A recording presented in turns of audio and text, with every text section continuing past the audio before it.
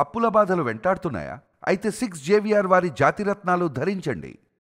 Hi hello నమస్తే, welcome to మనం TV. ఇప్పుడు మనతో ఉన్నారు ప్రముఖ పొలిటికల్ అనలిస్ట్ భరత్ రెడ్డి గారు. ఒకసారి వారితో మాట్లాడే ప్రయత్నం చేద్దాం. నమస్తే సార్. నమస్తే. ఏపీ లిక్కర్ స్కామ్ లో వైసీపీ నాయకులందరూ గతంలో చాలా మంది అరెస్ట్ అవుతూ వచ్చారు. ఇప్పుడు వంతు మిథున్ రెడ్డి గారి దగ్గరికి వచ్చింది.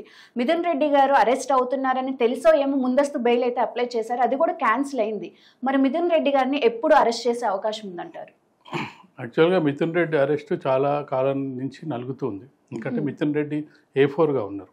ఓకే. కానీ A32, 31, 32, 33 వాళ్ళు కూడా సీఎం ఆఫీస్కి సంబంధించిన వాళ్ళు అరెస్ట్ అవ్వడం జరిగింది. ధనంజయ రెడ్డి కానీ అలాగే కృష్ణమోహన్ రెడ్డి సీఎం ఆఫీస్లో పనిచేసిన వాళ్ళు కూడా అరెస్ట్ అవ్వడం జరిగింది. A1గా ఉన్న కసిరెడ్డి కూడా అరెస్ట్ అవ్వడం జరిగింది. కానీ ఈ మిథున్ రెడ్డి హైకోర్టు ద్వారా ఎప్పటికప్పుడు బెయిల్ తెచ్చుకుంటూ దాన్ని సాగదీసే ప్రయత్నం చేసుకుంటూ చివరికి ఏం చేశాడంటే సుప్రీంకోర్టుకు వెళ్ళడం జరిగింది. సుప్రీంకోర్టులో నాకు బెయిల్ కావాలి, అసలు ఛార్జ్ షీట్ నమోదు చేయకుండానే నాకు ఎట్లా అరెస్ట్ వారెంట్ ఇస్తారు, ఇవన్నీ సాకులు చూపిస్తూ సుప్రీంకోర్టు కన్విన్స్ చేసే ప్రయత్నం తన రాయ ద్వారా చేయడం జరిగింది. సుప్రీంకోర్టు వీటన్నిటి కూడా నిరాకరించడం జరిగింది. బెయిల్ ఇవ్వడానికి నిరాకరించింది. అరెస్టును కూడా ఆపాలంటే కూడా దాన్ని కూడా నిరాకరించడం జరిగింది. ఇక దర్యాప్తు సంస్థలు ఏ విధంగా ముందుకెళ్లాలో దర్యాప్తు సంస్థలు ముందుకెళ్లే అవకాశం ఉంది. లిక్కర్ స్కామ్లో ఇప్పటికే దాదాపు 39 మందిని అరెస్ట్ చేసినట్టున్నారు. దాని తర్వాత చూసుకున్నట్టయితే మనకు ఇటీవల చెవిరెడ్డి భాస్కర్ రెడ్డిని కూడా అరెస్ట్ చేయడం జరిగింది. వాళ్ళ కొడుకును అరెస్ట్ చేయడం, వీళ్ళందరినీ కూడా లిక్కర్ స్కామ్లో డబ్బులు కంటైనర్ల ద్వారా తీసుకుంటున్న పరిస్థితిని మనం తీసుకెళ్ళి ఎవరైతే పోటీ చేస్తున్న ఎమ్మెల్యేలకు పంచడం, వాళ్ళకు అందించడం జరిగింది. ఎవరెవరికి అందించడం అనే దాని మీద పెద్ద ఎత్తున దర్యాప్తు జరుపుతున్న నేపథ్యంలో మిథున్ రెడ్డి ప్రధాన పాత్రధారుడుగా చాలా గుర్తించడం జరిగింది. అయితే ఇప్పటికి కూడా దర్యాప్తు సంస్థలు అసలు ఎవరు చేయించారు, ఎవరికి లబ్ధి చెందింది అంతిమంగా అనే దాని మీద దర్యాప్తు జరుగుతుంది. ఎందుకంటే చుట్టూ జగన్మోహన్ రెడ్డికి ఎవరైతే సన్నిహితంగా దగ్గర వ్యక్తులుగా ఉన్నారో వాళ్ళందరి చుట్టే ఇప్పుడు ఈ లిక్కర్ స్కామ్కి సంబంధించి జరుగుతుంది. ఇప్పుడు గతంలో మనం చూసుకున్నట్టయితే విజయసాయి రెడ్డి కూడా కొంత లీక్స్ ఇవ్వడం జరిగింది. అతను అప్రూవల్గా మారుతున్నారనే చర్చలు కూడా జరగడం జరిగింది. చివరికి అతను వైసీపీ పార్టీకి దూరం అవ్వడం జరిగింది. జగన్మోహన్ రెడ్డి మీద కూడా విమర్శలు చేయడం జరిగింది. నేను నోరు విప్పానంటే చాలా విషయాలు బయటకు వస్తాయని అత్యంత సన్నిహితంగా మెలిగిన విజయసాయి రెడ్డి కూడా ఇప్పుడు జగన్మోహన్ రెడ్డికి దూరం అవడం జరిగింది.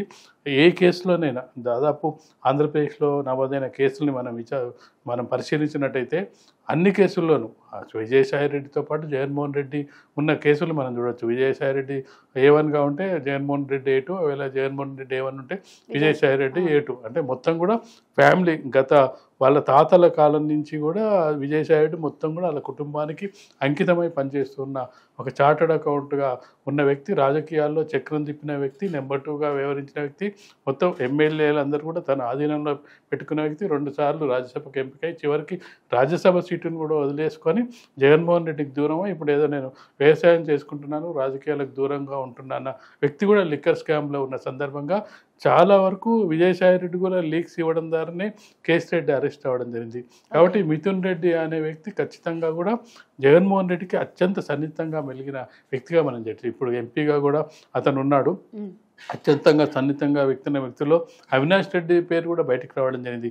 లిక్కర్ స్కామ్ను మాఫియాను 2 జోడించి లిక్కర్ స్కామ్ చేయడం. ఎవరైతే బ్రేవరీస్ వాళ్ళు ముడుపులు ఇవ్వకపోతే వాళ్ళని అవినాష్ రెడ్డి బెదిరించి వాళ్ళ ద్వారా ముడుపులు తీసుకున్నారనే ఆరోపణలు కూడా వస్తున్న నేపథ్యంలో జగన్మోహన్ రెడ్డికి సన్నిహితంగా ఉన్న ఎవరైతే వ్యక్తులు ఉన్నారో వాటి మీద ఇప్పుడు దర్యాప్తు సంస్థలు దృష్టి కేంద్రీకరించడం జరిగింది.